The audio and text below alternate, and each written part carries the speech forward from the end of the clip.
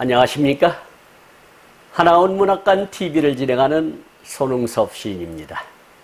시청자와 문인 여러분, 오늘도 함께해 주셔서 감사합니다. 여러분, 제가 제공하는 방송을 보시고 조금이라도 도움이 되셨으면 좋겠습니다. 도움이 되셨다면 주변의 지인에게도 추천해 주시기 바랍니다. 하나원 시인을 널리 알리는 것은 진행자의 사명이며 큰 보람입니다. 오늘 소개할 자서전은 나의 슬픈 반생기 챕터 28 약을 소개하도록 하겠습니다. 약은 1962년 7월 30일 사판으로 발행된 나의 슬픈 반생기 68페이지에 수록된 글을 근거로 방송하게 됨을 알려드립니다. 챕터 28 약을 그리하여 일본인 선생이나 학생들에게서나 요주의의 존재가 되었으며 경원하는 존재가 되었다. 그러한 의지는 나의 청춘을 일관하여 나의 조그마한 투쟁을 계속하게 하였다. 그 후에 경기도에 근무하였을 때의 일이었다. 당시 도지사였던 스즈키가 나보고 하이카라 머리를 삭발하라는 것이었다. 그러나 당시 경기도의 각 시군면의 직원은 모조리 나를 빼놓고는 전부가 삭발하였다. 끝끝내 삭발하지 않고 조그마한 저항을 계속하여 왔었다. 나는 민족 문제를 항상 생각하여 보았다. 그리하여 민족적인 순수한 생활 감정을 가장 존중히 생각하는 것이었다. 나는 생각하건대 그 나라의 올바른 사람이 되려면 자기가 민족을 통과하고 또 민족 생활 감정을 체험하고 민족의 궁경을 응시하면서 민족의 행복에 대하여 노력하여야 한다고 단정하였다. 또 국가가 있든지 없든지 간에 그 민족의 예술가로서 자처하려는 사람들은 적어도 민족적인 것을 표현하여야 할 임무가 있다고 믿고서 민족과 국민과 고향과 향토를 꾸준히 공부하는 것이었다. 이 세상은 언제나 야욕에 가득 찬 민족 집단에게서 구박을 받을 것이라는 생각에 앞이 어두워지는 것이었다. 더욱이 좋든 그르든 남의 나라의 전통과 정신을 무시하고 자기네의 일방적 조작을 옳다고 강요하든지 또는 남의 것을 말살시키는 따위의 것에 대하여 나는 언제나 반감과 불평을 갖는다. 문득이 내 따위 내 주제에 무슨 기염이며 흥분이야 할 것이었지만 여태껏 내가 살아온 환경, 즉 이런 문제를 무관심하게 살 수 없게 한 환경이 가르친 것이 아닌가 한다. 태평양 전쟁은 점점 심각하고 전화는 일본 본토로 옮겨지는 것이었다. 약국이란 약국에는 벌써 약이 없는 것은 오래전 일이었다. 나병 치료제를 구독하려고 아버지는 여러 도시를 샅샅이 찾아다니면서 약방, 병원 등등을 모조리 찾아도 구하지를 못했다라고 챕터 28을 마감짓고 있습니다. 문장 중에 이해가지 않는 부분이나 해석이 어려운 단어에 대하여 상세하게 알아보도록 하겠습니다. 첫 번째 단어를 보도록 하겠습니다. 그리하여 일본인 선생이나 학생들에게서나 요주의의 존재가 되었으며 경원하는 존재가 되었다. 그러한 의지는 나의 청춘을 일관하여 나의 조그마한 투쟁을 계속하게 하였다라고 챕터 28을 열고 있는데요. 하우는 일본 선생님에게도 일본 학생에게도 은연중 적개심을 품고 있었기 때문에 그 속마음이 표출된 것이겠지요. 나라를 잃은 백성으로서 당연한 현상이라 할 수 있겠죠.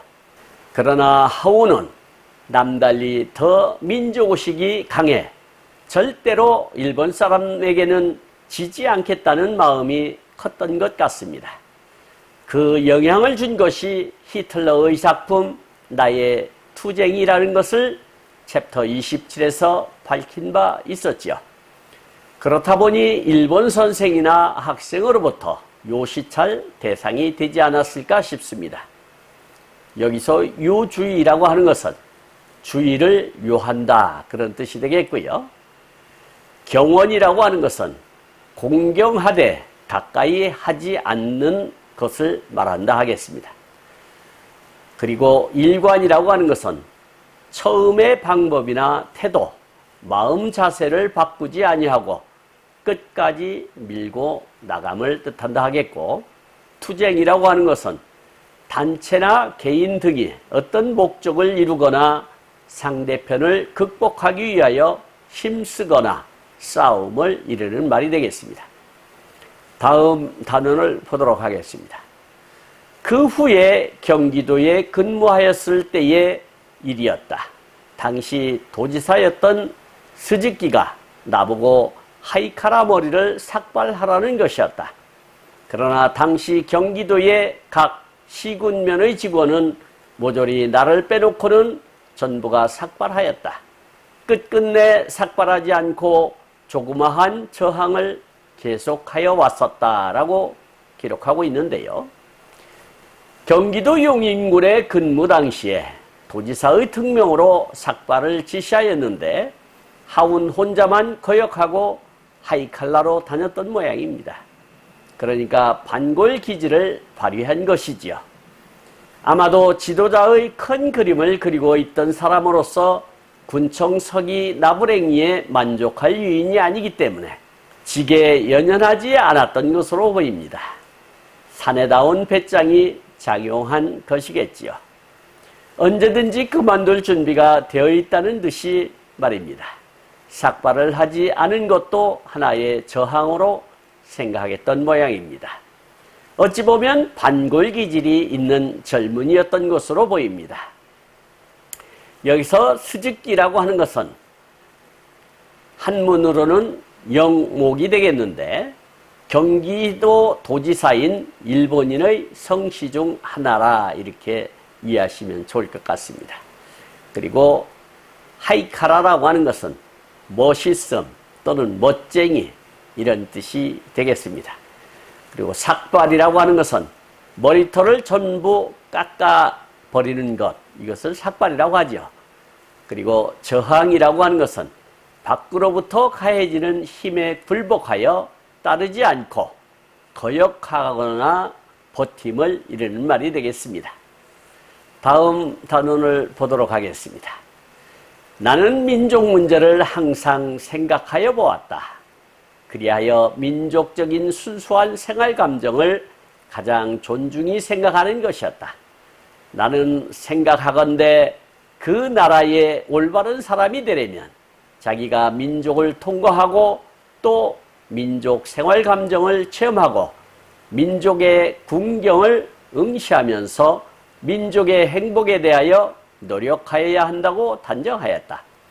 또 국가가 있든지 없든지 간에 그 민족의 예술가로서 자처하려는 사람들은 적어도 민족적인 것을 표현하여야 할 임무가 있다고 믿고서 민족과 국민과 고향과 향토를 꾸준히 공부하는 것이었다라고 기술하고 있는데요.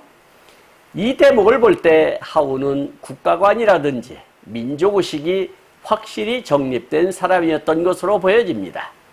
이 또한 히틀러 작품 나의 투쟁에서 취한 사상의 바탕을 둔 것이 아닐까 싶습니다. 나라의 올바른 사람에 대한 정의까지 이야기하고 있는 것으로 보아 지도자적인 자질이 정신 가운데 자리 잡고 있다는 것을 엿볼 수 있는 것 같습니다. 또한 글을 쓰는 글쟁이로서 자신의 사상을 글로 표출하여야 한다는 것도 하나의 임무라고 보는 것입니다. 민족과 국민과 고향과 향토에 대하여 꾸준히 공부하겠다는 것은 큰 그릇이 되기 위한 정지 작업이 아니었을까 유추해 봅니다. 여기서 민족 문제라고 하는 것은 다른 민족의 사이에서 벌어지는 정치, 사회, 군사적인 문제를 이른다 하겠고, 생활 감정이라고 하는 것은 실제 생활에서 느끼거나 우러나오는 감정을 뜻한다 하겠습니다. 그리고 통과라고 하는 것은 어떤 기관에 제출한 서류나 안건 따위가 검열이나 심의에 승인됨을 이르는 말이 되겠습니다.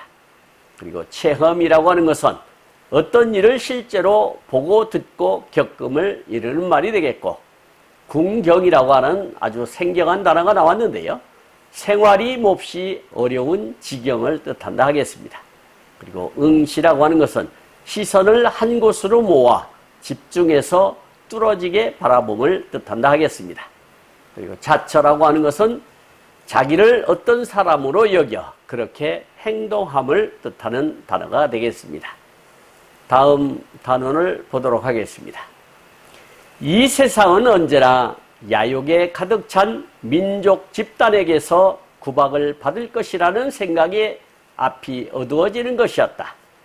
더욱이 좋든 그르든 남의 나라의 전통과 정신을 무시하고 자기네의 일방적 조작을 옳다고 강요하든지 또는 남의 것을 말살시키는 따위의 것에 대하여 나는 언제나 반감과 불평을 갖는다라고 수리하고 있습니다. 하우는 지금 일본이 식민 지배하던 시절을 되새김하며 일본의 야욕을 성토하고 있는 것입니다. 엄청난 수탈과 인권유린과 우리말의 말살을 넘어 장시 개명까지 감행하여 나라와 민족 자체를 없애려는 핵책했던 것이 아닙니까? 학창시절부터 겪은 온갖 수모를 생각하면 반일 감정이 뿌리 깊게 자리하고 있었을 것입니다. 더하여 징용인이 위안분이하며 농락당했던 것을 생각하면 뼈에 사무쳤을 것입니다. 그래서 세기를 달리해도 우리의 피에는 반일이 도도히 흘러넘칠 것입니다. 여기서 야욕이라고 하는 것은 자기 분수보다 크게 품은 욕심을 뜻하는 말이 되겠고, 구박이라고 하는 것은 못 견디게 괴롭힘을 뜻하는 말이고, 전통이라고 하는 것은 어떤 집단이나 공동체에서 과거로부터 이어내려오는 바람직한 사상이나 관습, 행동 따위가 개통을 이루어 현재까지 전해지는 것을 뜻한다 하겠습니다. 그리고 말살이라고 하는 것은 존재하는 사실이나 사물 따위를 아주 없애버리는 것. 그리고 반감이라고 하는 것은 남의 말이나 행동, 태도 등에 대해 불쾌하거나 반발하는 마음. 그리고 불평이라고 하는 것은 마음에 들거나 차지하나 못당하게 여김을 불평이라고 하죠. 다음 단원을 보도록 하겠습니다. 야, 문둥이 내 따위 네 주제에 무슨 기염이며 흥분이야 할 것이었지만 여태껏 내가 살아온 환경, 즉 이런 문제를 무관심하게 살 수 없게 한 환경이 가르친 것이 아닌가 한다라고 기술하고 있는데요. 사람들은 문둥이 주제에 민족이니 국가니 하며 떠들어댄다고 하겠지만 지금까지 살아온 하울의 여정에는 어떻게 하면 식민지에서 벗어나고 온전한 백의 민족으로서 지구촌의 중심 국가가 될 수 있을 것인가 하는 민족의식이 가슴속 깊이 자리 잡고 있었다는 것을 이야기하고 있는 것입니다. 그러한 마음을 갖게 한 저변에는 우리가 처해진 식민지라는 환경이 그렇게 만들었고 히틀러의 책 나의 투쟁이 큰 영향을 끼치지 않았을까 유추해 봅니다. 여기서 주제라고 하는 것은 창의적인 예술작품에 나타나는 중심 사상을 뜻하나 여기서는 냇간놈이 하는 깔보는 말이 되겠습니다. 그리고 기염이라고 하는 것은 타오르는 불꽃이라는 뜻으로 의기나 기세 따위가 높고 열렬한 것을 비유적으로 이르는 말이 되겠습니다. 그리고 환경이라고 하는 것은 인간이나 동식물 따위의 생존이나 생활에 영향을 미치는 자연적 조건이나 상태를 이르는 말이 되겠습니다. 다음 단원을 보도록 하겠습니다. 태평양 전쟁은 점점 심각하고 전화는 일본 본토로 옮겨지는 것이었다. 약국이란 약국에는 벌써 약이 없는 것은 오래전 일이었다.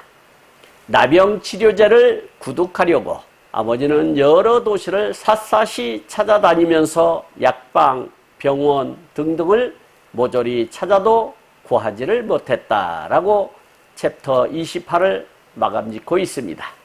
일본은 전쟁이 패배 쪽으로 기울자 마지막 발악을 하느라 집안에 있는 뭉그러진 숟가락까지 공출이라는 명목으로 모두 가져갔지만 미국이 히로시마와 나가사키에 원자폭탄을 투하하자 6일 만에 일왕이 항복을 선언하고 나섰다 하겠습니다. 그러한 상황에서 의약품인들 오죽했겠습니까? 그런 와중에도 하운의 아버지는 전국을 샅샅이 뒤지며 문둥병에 좋다는 약품을 찾아 나섰으나 구할 수가 없었다고 고백하고 있는 것입니다. 여기서 하운 아버지의 구성애를 확인할 수 있는 대목이라 하겠습니다. 장래가 촉망되는 장남 아들이었으니 말해 무엇하겠습니까? 여기서 전화라고 하는 것은 전쟁의 와중에 치솟는 불길을 뜻하는데 여기서는 전쟁 상황으로 보는 것이 옳을 듯 싶습니다. 본토라고 하는 것은 한 나라의 영토 가운데 기본을 이루는 국토를 섬이나 식민지, 속국 따위에 상대하여 이르는 말이 되겠습니다. 그리고 구둑이라고 하는 것은 무엇을 구하여 얻음을 뜻하는 말이 되겠고 샅샅이라고 하는 것은 빈틈없이 모조리 이런 뜻이 되겠습니다. 지금까지 함께 하신 시청자와 문인 여러분 감사합니다. 제가 하나원 문학관 TV를 방송하는 이유는 고난과 역경을 딛고 문학의 꽃을 피우신 하나원 시인을 널리 알리기 위해서입니다.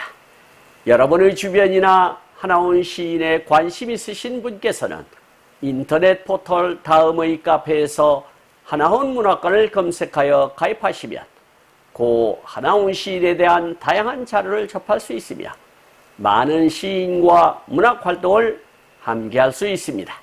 그리고 유튜브에서 하나원 문학관 TV를 검색하시면 하나원 시인의 진면목을 발견하실 수 있습니다.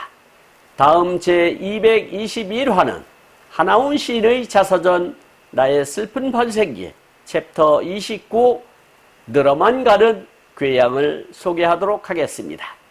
그리고 광고 말씀드리겠습니다.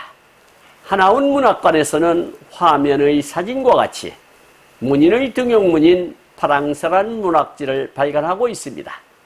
화면의 안내와 같이 금년 12월 20일 출간 예정인 파랑새 제8집에도 적극적인 참여 부탁드립니다. 보다 더 알찬 내용으로 찾아뵙겠습니다. 감사합니다. 진행의 손흥섭이었습니다.